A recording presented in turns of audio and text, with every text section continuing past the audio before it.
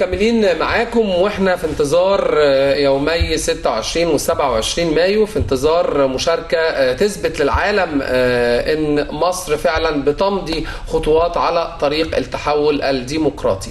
الحدوتة تانية معايا النهاردة مشرفني فيها الأستاذ محمد فريد عضو المكتب التنفيذي لحزب المصريين الأحرار، أهلا بيك.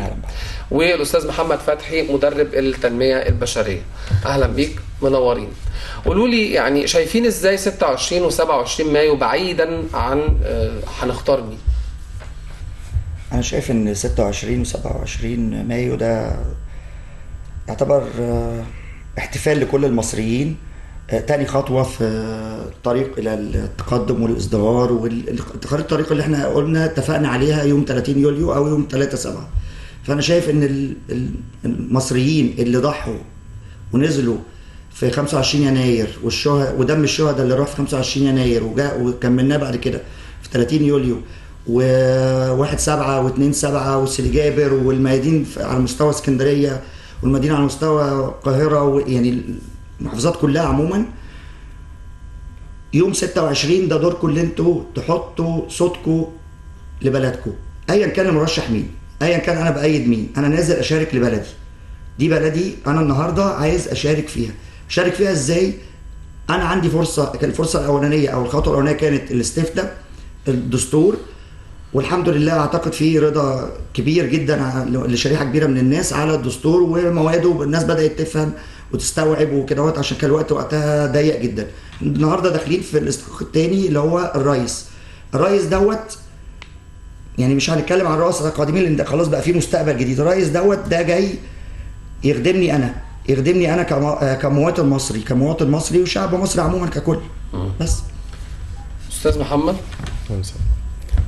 طبعا هو انا بسميه في البدايه طبقا للجزء الخاص بالتنميه، هو حجر الاساس اللي بيبني كل مصري في مصر. احنا المفروض ان احنا بنبني مصر. ف 26 27 دي مشاركه سياسيه، مجتمعيه، ثقافيه، كل المشاركات اللي النفسيه، انسانيه. المفروض ان انا اشارك حضرتك عشان ننزل مع بعض ونروح نستفتي. هو يعتبر بالنسبه لي استفتاء على رئيس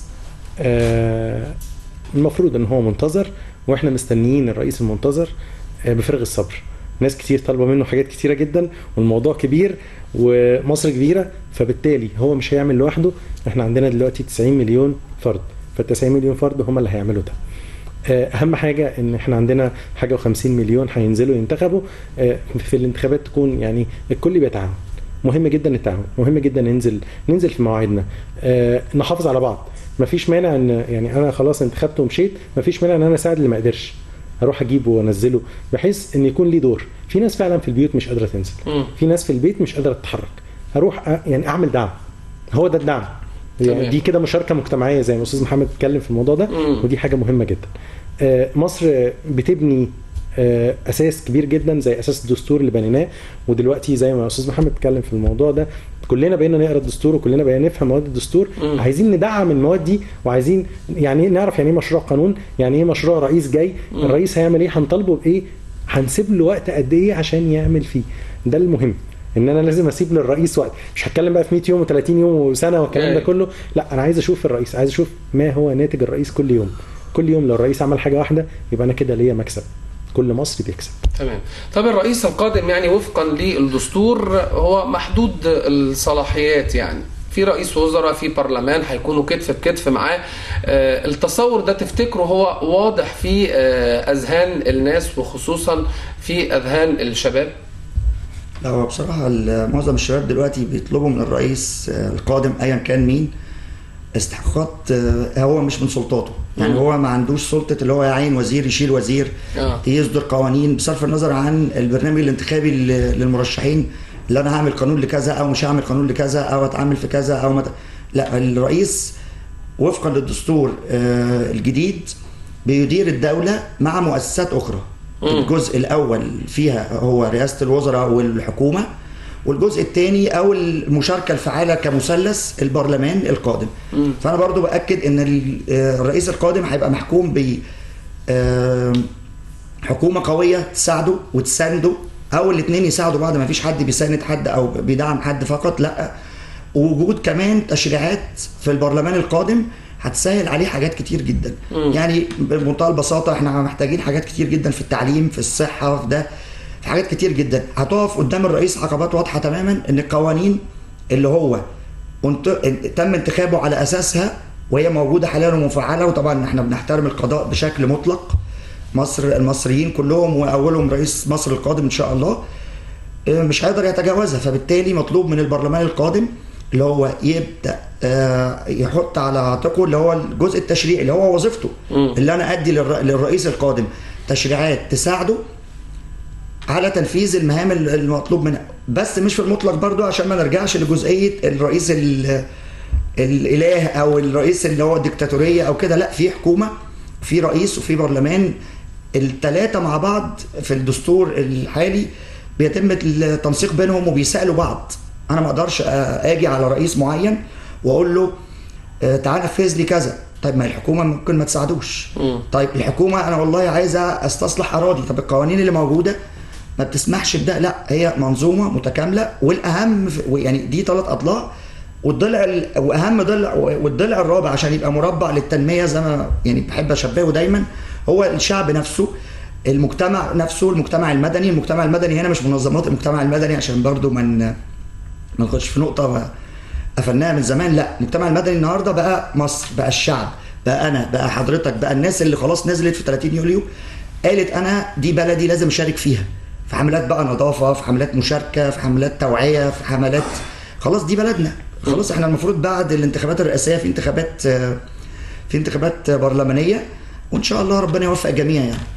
طب لو افترضنا انكم هتكونوا ضمن الطاقم الرئاسي القادم، ايه هي اولويات المرحله اللي جايه وهتنصحوا الرئيس بايه؟ طبعا اولا لازم انصح الرئيس عده نصائح. رقم 1 يحاول يعني يختار كفاءات. اختيار الكفاءات كرئيس مجلس وزراء حازم قوي عنده طموح، بيقدر يعني يلم الشباب حواليه قوي. محتاجين ده، محتاجين الشباب، محتاجين دور المرأة، محتاجين الأطفال، محتاجين أطفال الشوارع، محتاجين البطالة، محتاجين التعليم، محتاجين الصحة، حاجات كتيرة جدا. بس في شوية حاجات نبدأ بيها الأول عشان الشباب هم اللي هيدعمون. رقم 2 بعد الكفاءات الصف الثاني ده كده صف اول. الصف الثاني مهم جدا عشان اقدر ان انا انقي البلد بقى. يعني احنا بنقول في سرقه وفي نهب وفي لا، انا عايز انقي البلد. الصف الثاني ابدا اغير الصف الثاني. طب الناس اللي موجوده دي تروح فين؟ الناس اللي موجوده نشوف الافضل ويبقى، انما ليس الافضل ينتقل الى الصف الثالث وهكذا، بحيث نخلي كل الصفوف لغايه اصغر صف من صفوف الدوله مع الرئيس ومع الحكومة ومع القرارات ومع التشريع ومع القانون عشان نقدر نلم بعض. غير كده مش هنقدر نلم بعض. في مطلب مهم جدا من الرئيس القادم، وده بجد يعني ان هو يلم الشباب المختلف. مش شرط الشباب بس، كل فئات الدولة بتختلف. تمام. يعني ايه اختلاف؟ نتعلم فن الاختلاف، ونتعلم فن المشاركة، ونتعلم النقاش. في ناس كتير مش عارفة يعني ايه نقاش. في ناس لما بتتناقش لازم يضرب بعض، لازم تتعلم، لازم في الاخر يبقى في عركه، ما ينفعش. لازم في الاخر يكون في اختلاف واضح، والاثنين ما بيكلموش بعض، وبتوصل لدرجه الاسره في المنزل بتكون الاسره الواحده غير متفقه على حاجه. طب ليه؟ فين المناقشه؟ فين بقى التربيه والاساس والكلام ده كله؟ انا مش هرجع بقى للتربيه. المفروض ان يعني زي ما بيقولوا كده الاب يسيطر على اسرته والرئيس يسيطر على دولته. فدي مهمة جدا. الرئيس يسيطر على دولته بانه يطلع يقول لهم كلام ايه اللي عمله خلال الفترة اللي فاتت. يعني ما اشوفش الرئيس يوم ما خلاص يمسك الجمهورية وبعد كده اشوفه بعدها بسنة. لا، انا عايز اشوف حاجات كل يوم، عايز اشوف ايه التغيرات، عايز احس ان بلدي بخير، عايز احس ان الرئيس اللي ماسك ده هو بالفعل ان انا كتبت اسمه واخترته وعلمت جنبه العلامه الشهيره اللي هي علامه صح. مش عايز احط غلط خالص يعني. تمام. دي انت كده بدات بالنصائح قبل ما نروح للملفات. طيب لو هتنصح الرئيس هتنصحه بايه؟ انا بنصح رئيس مصر القادم اللي هو يعني يتعاون يكون مع شعبه، يكون مع شعبه ديت شعبه اللي هو المجتمع المدني. يعني انا هاخد من كلام الدكتور محمد، جزء المجتمع المدني مهم جدا. احنا خلاص بقينا يعني ما بقاش فيه حكومه ورئيس ومجلس شعب وكده، بقى فيه شعب بيدير الموقع نفسه. والدليل اللي احنا نزلنا في 30 يوليو كشعب، اسقطنا نظام كشعب، ما اسقطناش نظام كمجموعه او حكومه او مؤسسات دوله او كده. فانا شايف ان الفتره الجايه ان الرئيس يكون موجود مع الشعب. طب الكلام ده الياته ازاي؟ الياته زي ما قال الدكتور محمد برضو، ان احنا بمنتهى البساطه عادي جدا اللي يطلع علينا كل شهر او كل فتره، مثلا مش لازم كل شهر، بمعنى كل شهر والله احنا عملنا كذا في كذا، طب ايه رايكم في كذا؟ مش لازم نعمل استفتاء كل يوم، مش لازم نعمل استفتاء على كل حاجه، بس يبقى تداول المعلومات. جزئيه تداول المعلومات دي مهمه جدا. يعني انا اجي اقول انا في التعليم ماشي بخطه كويسه، طيب حلو جدا، انا كمواطن قاعد في البيت خلاص ما بقاش عندي في ثوره المعلومات اللي موجوده دلوقتي وعلى الفيس والنت والتويتر وحاجات كتير بيجي لي اخبار. هل انا اضمن منين ان الخبر ده اللي جاي لي مظبوط؟ لا، انت كمؤسسات دوله، كرئيس قادم وكحكومه، مطلوب منك اللي انت كل شهر او كل فتره في حاجه بتشغل الراي العام او حتى ما بتشغلوش، تطلع تديني مش كشف حساب، تقول لي انا بعمل كذا، يمكن انا اساعدك، يمكن انا ابقى مطمن. المعلومات المغلوطه ساعات بتبقى مؤثره بشكل سلبي جدا على ان انا ببني مثل في التعليم، ببني مثل 1000 مدرسه والناس مش شايفه ال1000 مدرسه، لا اطلع قول ال1000 مدرسه دول في الحته الفلانيه والحته الفلانيه والحته الفلانيه، الناس حتى تساعدك فيهم، يبقى في تشجيع، يبقى في روح. حاول تخليك دايما مع روح الشعب اللي هو كان موجود في 30. يعني انا بقول انا ما بفصلش طبعا الثورتين عن بعض، 25 يناير عن 30 يوليو، بس 30 يوليو كانت اكثر اتساعا. يعني كل الناس طلعت، كل الناس يعني قالت لا خلاص بقى، اللي ما شاركش حتى في 25 شارك في 30. الثورتين لو ما كانش موجود 25 ما كانش هيبقى فيه موجود 30 خالص، لان اساسا احنا صوتنا طلع في 25. فبرضه دي جزئيه، الجزء بتاع اللي احنا بنتكلم ان احنا الثورتين منفصلتين او مش منفصلتين، لا الناس اللي نزل، المصريين اللي نزلوا هنا نزلوا وزياده وباكتر في ده. احنا بقى هنكمل ثورتنا بشكل سلمي، بشكل مدني، بشكل ايجابي لبلدنا اللي انا عايزها تكون موجوده ليا انا ولابني بعديه ولابنك واي شاب موجود يقدر يتجوز، يلاقي شقه، يلاقي شغل، يعيش حياته في بلده مبسوط. انا ليه اخرج بره او ليه اخرج بره اشتغل؟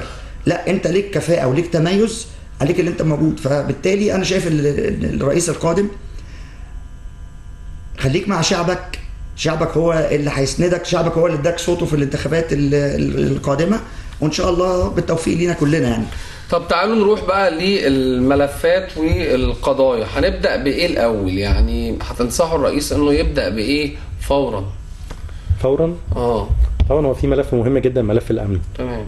وانا بنصح يعني هو احنا عندنا 2 مرشحين نازلين بقوه في الانتخابات القادمه. بنصح كل واحد على حده انه يمسك ملف الامن مش من وجهه نظره، عشان يعني الموضوع يكون فيه متسع. عندنا الجزء الخاص بالامن، في عندي امن داخلي وعندي امن خارجي. في الامن الداخلي انا همسك الشوارع ولا الميادين ولا الحواري ولا ايه بالظبط؟ هنزل بنفسي للمدن ولا هتابع من بعيد وزير الداخليه والموضوع هيبقى ماشي ازاي؟ هل هستعين بالجيش عشان يساعد وزاره الداخليه ولا ايه النظام؟ مهم جدا ان انا استعين بكل جهات الدوله. بنصح الاثنين مرشحين اللي نازلين ان هو يستعين بكل فئات الدوله، وفي نفس الوقت ياخد راي مجلس الوزراء كل فتره في اللي بيحصل. احنا عملنا كذا، ايه رايكم؟ ممكن يكون واحد وزير مثلا وزير تجاره ليه حاجه في الامن معينه تهمه، فبيقول نصيحه معينه في الجزء الخاص بالامن. فدي حاجه مهمه جدا، ان هو يعني المناقشه دي مهمه، الاجتماعات الدوريه مهمه، ان هو ينزل بنفسه للمدن مهمه جدا. عايزين نتفرج، عايزين نشوف الجديد ايه. ده متفق معاه في انه هو اختار الملف الاولاني، الملف الامني. هو متفق معاه طبعا. انا متفق مع دكتور محمد ان فعلا ملف الامن مهم جدا، بس في ملفات تانية برضو بالتوازي. يعني احنا ممكن ناخدها كمرحله اولى، لكن يعني في حاجات مثلا يعني مش هنقول التعليم بس بشكل مطلق او الصحه بس او الاقتصاد او كده. انا شايف ان نرجع تاني للجزئيه بتاعت كلمه السر في التعامل نفسه، اللي هو الناس نفسها او المجتمع نفسه. انا شايف ان الجزء اللي هو المعرفي ده مهم جدا. المعرفي بمعنى ايه؟ مش ده هياخد جزء يعني هندي مثلا 3 معاني. التعليم، هل انا هكتفي في ملف التعليم باللي انا اجيب مدارس، ازود عدد مدارس؟ اوكي، دي حاجه ايجابيه جدا، ان انت تنزل بكثافه الفصل من 80 او 60 الى 20 او 30. جميل جدا. طيب هل ده كافي؟ لا، في جزء اللي هو تطوير المناهج عشان اطلع شخصيه متعلمه قادره سوق العمل يقدر يستوعبها. تمام. يعني انا في الفتره، انا دايما بقول في التعليم مثل غريب جدا. ممكن تقابل شخص حاصل على شهاده عاليه ايا كان الشهاده ديت، وتلاقي مثلا بياع فاكهه، بياع خضار او كده، تناقش الاثنين في جزء سياسي تلاقي الوعي عنده عالي جدا وكده. فالتعليم مش مقياس للوعي السياسي او المعرفه. تمام. طيب العلم نفسه كعلم، العلم انا مش عايز ادي مثلا، يعني انا هدي مثل صارخ جدا. احنا كان عندنا رئيس جمهوريه يعني راجل سافر امريكا وحصل على درجه من الشهادات والعلم، ويعني وكان بيقول له في وكاله ناسا او ايا كان سافر امريكا، كان لا يجيد التحدث اللغه الانجليزيه يعني ده، وده كان بالغ. فبالتالي العلم برضه مش كويس. فاحنا بنتكلم في احنا بنتكلم في المعرفه. المعرفه يعني انا كمواطن مصري عايز شغال في مصنع، انا عايز اتظاهر، لازم اعرف كويس اللي انا اتظاهر وما اوقفش الانتاج. يعني في نمط معين يعني سلوك معين للتظاهر، ان انت تيجي يوم الاجازه تقول والله انا هتظاهر يوم اجازه في يوم الاجازه بتاعتي او في ورديه غير ورديتي، لان يوم ما هتقفل المصنع انا مش هديك ولا الاساسي ولا الاوفر تايم، والانتاج ده هيقف. دي نقطه. النقطه الثانيه التظاهر على المستوى المفتوح يعني، او السلوك نفسه. انا دلوقتي عايز اكل كويس، طب كويس، اشتغل كويس.